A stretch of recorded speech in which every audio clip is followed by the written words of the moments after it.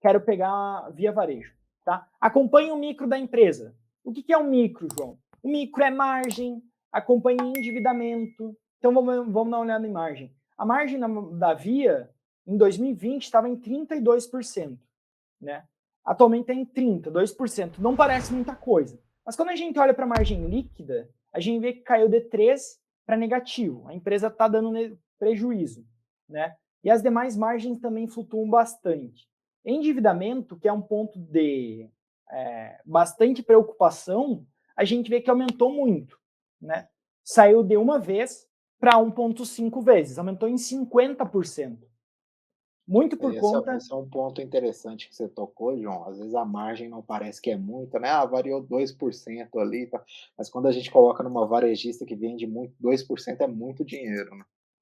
Exato, porque pensa, se a empresa tem uma margem de 20%, se caiu 2%, é 10% de queda de margem, né? No relativo. Se a margem da empresa é 4% e ela perde 2%, ela perdeu 50% da margem dela, caiu pela metade.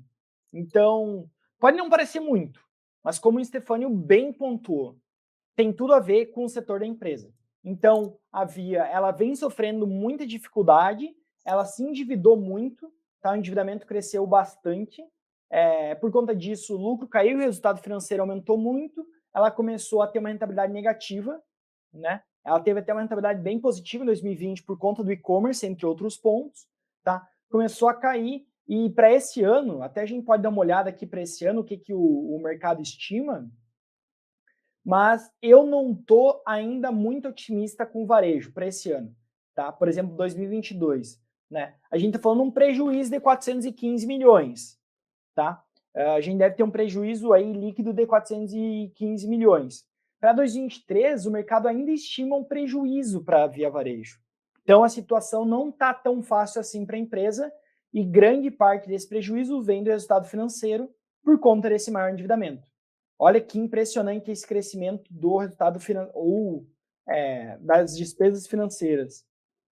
A gente falava próximo de 1 bi, 750 milhões, e agora a gente está falando de 2 bilhões, que não é pouco dinheiro, né, Stefania? Exatamente. Então, assim, queria dar um panorama geral para o pessoal que está aqui, né? Qual que é a minha visão? Seguinte, pessoal, preste atenção. A gente tem um momento de alta de juros, e essa alta de juros, ela impacta nas duas pontas. Resultado financeiro, porque o custo da dívida aumenta, e não só o custo da dívida, mas também a empresa ela vende menos. Então a gente deve ter uma receita que não cresce tanto assim. Até vou abrir aqui as estimativas. Ela não deveria crescer tanto assim, ela deveria crescer muito mais. E até nos últimos 12 meses está caindo por conta dessa taxa de juros. Então, qual que é a minha visão? A gente tem uma taxa de juros que sobe, essa taxa de juros pressiona as vendas, e essa pressão nas vendas acaba por impactar, querendo ou não, um pouco da margem da empresa, tá? Se vocês forem ver a margem, ao meu ver, ela deve seguir pressionada, tá? E mais do que isso, a taxa de juros, ela acaba por impactar o resultado financeiro.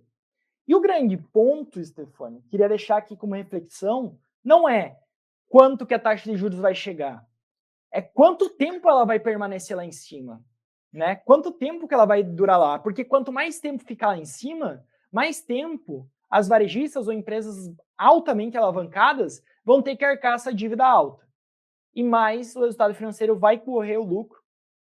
E por conta disso, a gente está com prejuízos projetados para 2022 e 2023 para a Via Varejo. Então, não está fácil. Tomem cuidado quem tem Via Varejo. A empresa está com 8 bilhões de reais de dívida. É um endividamento bastante elevado.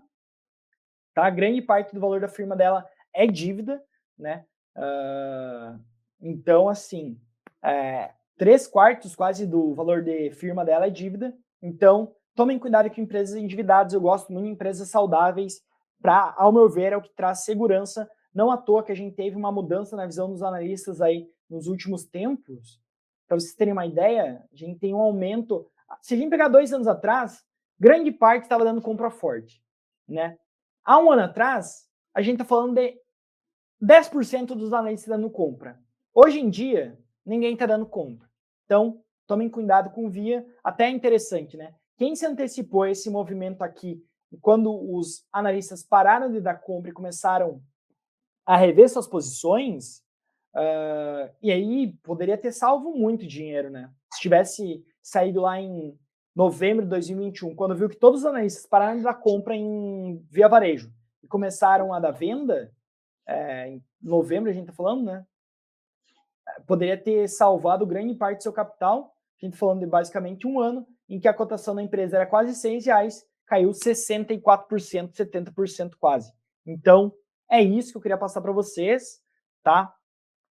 Era mais ou menos essa a minha visão para esse ano. A Black Friday foi mais fraca, não superou as expectativas que se tinha.